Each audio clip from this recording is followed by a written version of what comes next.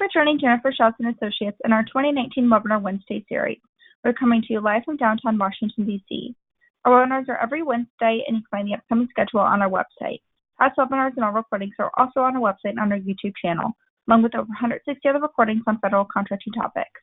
All are complimentary. If you have questions for our speaker today, you can email him directly with the contact information you'll see on the last slide. All right, just a little bit about us. We are a Washington, D.C. based firm and provide services to federal contractors. This ranges from market analysis reports to proposal writing and also post-award compliance. More information is on our website, so please visit us there. We do offer advertising in our newsletter, so please feel free to reach out if you'd like more information on that.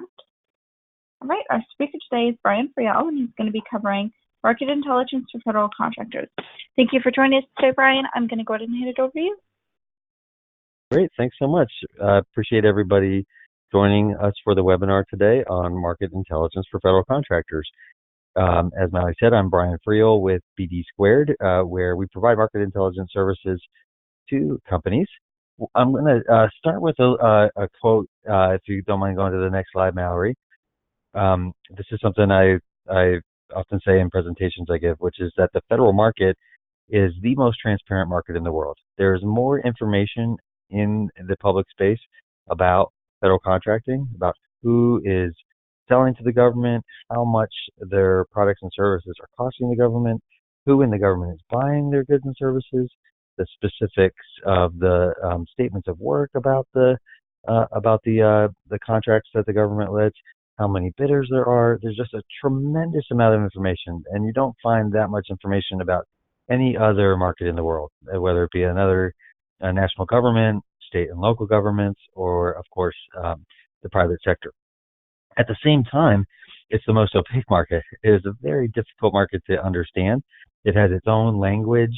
Even when you're looking at the data, if you're coming at it for the first time from a background in the commercial sector, it's really going to be pretty meaningless to you because it's got its own nomenclature, lots of acronyms, and then a process that is quite different and much lengthier in terms of the sales cycle compared to the commercial sector. So it's both the most transparent market in the world and the most opaque. And hopefully the information I give you today will help you start understanding how to make sense of all the data that's out there. So if you don't go on mind to the next slide, Mallory. So we're going to cover first the acquisition process so that you have a basic sense of the sales cycle in the federal market. That then lays the groundwork for understanding the research areas that you can delve into using both open data sources and closed data sources. And I'll give you a list of the data sources that are open, which means free to the public, as well as data sources that are closed, which means either for sale from proprietary providers or only available to companies that pass certain gates to receive the information from the government. And finally, I'll describe how you can use all of this information to fuel your sales strategy in the federal market. All right, next slide. So at its most basic, the acquisition process in the federal government has three stages. Pre-RFP, which is all the activity before a request for proposals is issued. The RFP stage, the request for proposal stage, which is when the government puts out a solicitation and asks for bidders to respond. And then award. So once the government goes through source selection and evaluates all of the proposals that have been submitted, selects the one that is, in the government's view, the best value for taxpayers and the government agency. Most of the activity that we'll talk about is in that pre-RFP stage, because that's really where the majority of the sales cycle occurs. A lot of people, when they're first coming into the market, start at the RFP phase and are just kind of monitoring for when solicitations are posted on some of the publicly available websites. But that is really quite late in the process. It says so much occurs during the pre-RFP phase. The government does market research to see who in industry sells the products or services that it's interested in buying. It makes some acquisition strategy decisions. It holds industry days for people to come in and interact with the government so that the government can refine its requirements.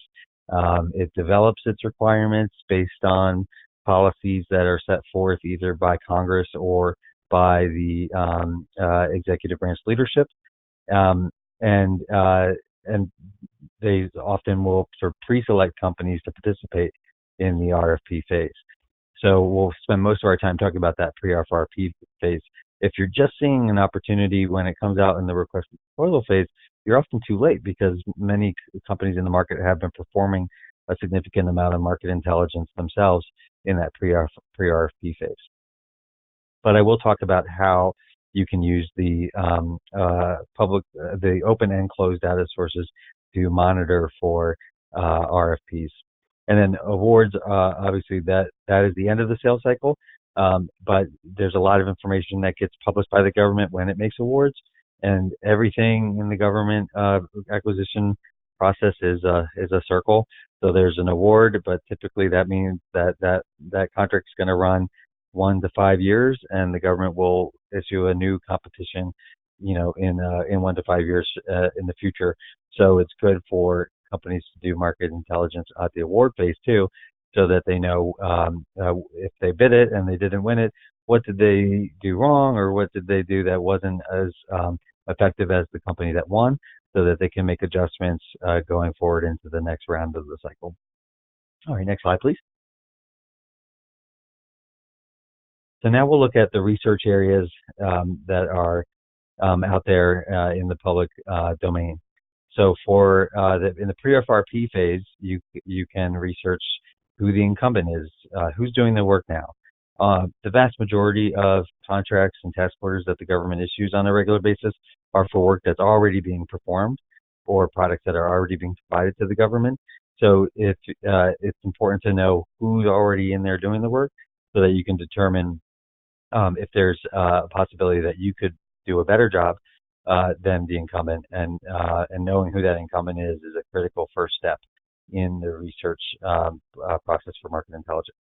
Competitor analysis helps you obviously figure out who else is going to be going up against you on a request for proposals.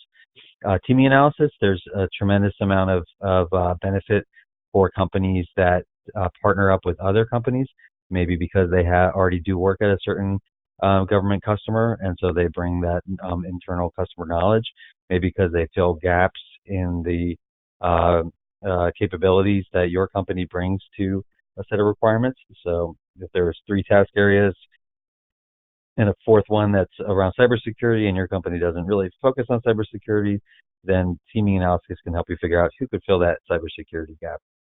Requirements analysis is obviously determining what is it that the government actually wants. So you can start assessing what is the best way for you to propose to the government that you fulfill those requirements. Customer knowledge is figuring out who's buying what you're selling and what are their pain points. As I mentioned earlier, policy is really the very first piece of the puzzle in determining what the government needs. Congress or the executive branch leadership determine that there's a problem that needs to be solved, and at the end of the day, a request for proposal is the final step in the government putting out to industry the requirements to help deal with those policy problems. During the pre-RFP phase, the government's trying to determine how it's going to buy, and the government has a number of what are called contract vehicles, which are pre-established contracts that 2 or more companies are selected for, and then are able to compete for specific requirements. And so the government may put work out on, say, the GSA schedules, and only companies that are already on the GSA schedules are able to bid. The government might put the work out to any company via beta.sam.gov, which I'll describe in more detail in a moment. So all of those contract vehicle decisions are things that you can research to determine how do you think the government is going to try and buy this, and make sure that you are positioned on the right vehicles to be able to compete for the work. And then finally, pricing analysis, you can determine how much the government's already paying for similar goods and services, or how much the budget is that the government has to bring to bear to the requirements. So as you can see, most of the research areas in terms of federal market intelligence occur at the pre-RFP phase. For the RFP phase, you're really looking at opportunity tracking. Making sure you don't miss a RFP when it comes out. And also, once the RFP is issued, being able to do requirements review to make sure that the requirements are as you expected from the pre-RFP phase.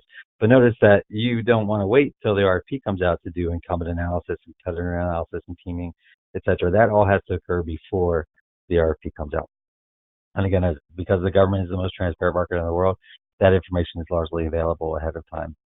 And then finally, when an award is made, the key research areas are competitor analysis, again, seeing who won and trying to determine why they won, as well as pricing analysis. How much did they charge the government so that you know in the future what the government is expecting to pay for a given good or service. All right, next slide, please. So now let's look at what are the open data sources for the pre-RFP phase. So in order to perform incumbent, competitor, and teaming analysis, a good first stop is sam.gov, sam.gov. SAM stands for System for Award Management, and currently it is the location of the registrations of all companies that are able to perform on contracts for the federal government. So there you can look up specific companies, determine how large they are, determine what industries they compete in, where they're located, and whether they have any specific socioeconomic categorizations, such as are they woman-owned or service-disabled, veteran-owned small business, because those provide benefits in certain contract competitions that the government puts out. To perform requirements analysis, get to know your customer, and understand contract vehicle strategy, you can go to beta.sam.gov. This was previously known as Federal Business Opportunities, or FBO, but just this fall, the government transitioned all of its activity from FBO to beta.sam.gov. So you can go to that site to see requests for information, sources sought, other market research requests that the government puts out ahead of putting out any RFP. And the RFI phase is a good time to understand what the government planning on procuring. They'll often, in those sources sought or RFIs or other market research, identify which contract vehicles that they're considering placing the work on. So all of that can be done via beta.sam.gov. To do some deeper incumbent analysis, competitor analysis, requirements analysis, contract vehicle strategy, and pricing analysis, you can go to the Federal Procurement Data System, which is called FPDS. FPDS.gov is the location of that site. That is where all contract award information is placed. So if the government is putting out or put out a source of sought looking for cybersecurity compliance support, you can go to the FPDS and find out who's already providing cybersecurity support for the particular agency that is putting out the requirements, or for other agencies that have similar requirements. To find out more about the customer, you can look at congressional budget justifications every February when the government issues its the executive branch issues its proposal for the government budget for the following year. The agencies issue hundreds and hundreds of pages of justifications, which provide really deep knowledge about all the programs that the agency supports, what its goals are for the coming year, how much money it has to spend, what are its primary priorities. So those congressional budget justifications really give you a deep understanding of what the customer is looking for, so that when you go to respond to a request for proposals, you understand what are the really important issues that are driving the leadership decisions at the agency. Now, every agency also issues what's called a procurement forecast. Some of them are better than others, and every agency puts it out in a different format. So the best way to get those agency procurement forecasts is to just go to Google and type, State Department procurement forecast or Homeland Security Department procurement forecast. And then you can go into those documents and see what is that agency planning to buy in the coming fiscal year. Those are typically issued in the October to December timeframe. So by now, most agencies have put out the procurement forecast for 2020. And so now's a really good time to go look and see what they are planning on buying. And then for policy drivers, you can look at legislative systems like Congress.gov to see what bills are pending in Congress that may drive agency behavior in coming years. And also regulation.gov, which is where agencies post their proposed rules. And those proposed rules often point to where the government may have contract requirements to help the government fulfill its needs. So you can see tons and tons of data sources that are open. All of these are free. You can just get online and search for them and get to the information that's available to help you prepare to submit at the RFP phase. Now, if you go to the next slide, we'll talk about the data sources that are free for the RFP and award phase. And beta.sam.gov, as I mentioned, the new system for RFP issuance.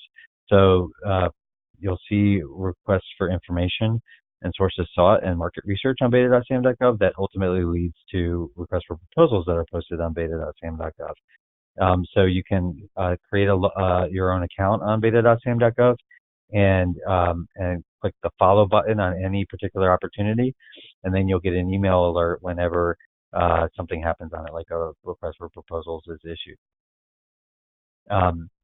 Beta.sam.gov can also be used in the award phase because ultimately the government will often post onto beta.sam.gov who won a contract. That information is also published in a much more systematic way onto the Federal Procurement Data System, which is at fpds.gov. Whereas beta.sam.gov is only sometimes used for award announcements. Pretty much all unclassified awards are posted on FPDS. It's pretty instantaneous on the civilian side of government. On the defense side, there's a 90-day delay due to security reasons. So you may not see, an award that was made in October by DoD or by the Army or by the Navy until the beginning of January in FPDS. But as a general, civilian agencies post their award information on FPDS within a day or two of those awards being made. All right, next slide. So there is a tremendous amount of information that is put out on closed data sources. So while you can use those open data sources to get lots of great information, at the end of the day, particularly for government services contractors, a lot of RFPs and RFIs and sources sought are posted on government systems that are only available to companies that have been pre-selected for participation. So, for example, if you want to participate in intelligence community acquisitions, typically you're going to have a clearance, and that clearance enables you to get into the acquisition resource centers, which the major three-letter agencies that are in the intelligence community have for posting information about opportunities for the private sector. The GSA has a system called eBuy. And again, you only get access to that if you are selected as a GSA schedule contract holder. So you can go to beta.sam.gov and search for the GSA schedule solicitation to be awarded a GSA schedule. But the actual task orders and requests for information and any actual opportunities for GSA schedule holders are only posted on eBuy. There are a myriad of other closed systems that are specific to contracts, such as the EGOS system that the National Institutes of Health maintains for its closed contracts. The Navy has a portal for its Seaport Next Generation contract that only the companies that are participants in that program can see. And there's about $5 billion of work a year that is awarded through Seaport. Again, you only see those opportunities if you are a Seaport contract holder.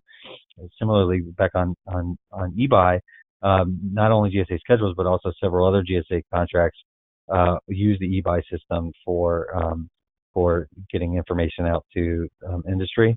And there are greater than $30 billion a year in GSA schedule contract awards, and several $1 billion more on other contracts.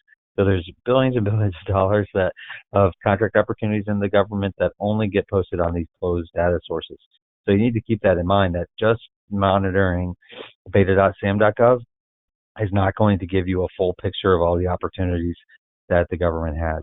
You have to get access either yourself or through teaming partners to these other systems, particularly if you're in the services business, because that's where a lot of that kind of work gets posted. In addition to those government systems, there are commercial systems that are available for purchase that provide windows into the government contracts data. They include GovWin, Bloomberg Government, GovTribe, EasyGovOps. All of these are subscription-based services that provide various ways of analyzing the publicly available data from Federal Procurement Data System, beta.cm.gov, and other open data sources. These commercial systems typically do not provide access to the closed data sources because, again, only the holders of those contracts have access to that information. And obviously only companies that have clearance can get information out of the acquisition resource centers that are managed by the intelligence community. All right, next slide. So let's talk about how all this information can fuel your sales strategy. First of all, in the federal market, market intelligence has to be step one. You have to find out who's buying what you're selling, how they buy it, who they're currently buying it from, and what other companies might compete against you, and who you might need to team with. All of that has to be done well before any request for proposal is issued and you start putting together a proposal. If you don't do all of that, then you are going to be way behind all of your competitors. And a big part of this market intelligence is really figuring out why you. Why should the government purchase these goods or services from you as opposed to any of the other companies that are out there? And understanding who those companies are and how agencies are buying from them now is a critical step in fueling your sales strategy so that you know what you have to offer that's different from everybody else when you go to make a pitch to the government through a request for proposal. All right, next slide, please. And that concludes it. My email and phone number are on this slide, and I'll turn it over back to Mallory. Thank you very much, everybody, for joining us. Thank you, Brian, for joining us today. If you have any questions, please feel free to reach out at the email or phone number shown on your screen. And this concludes the webinar. Thank you.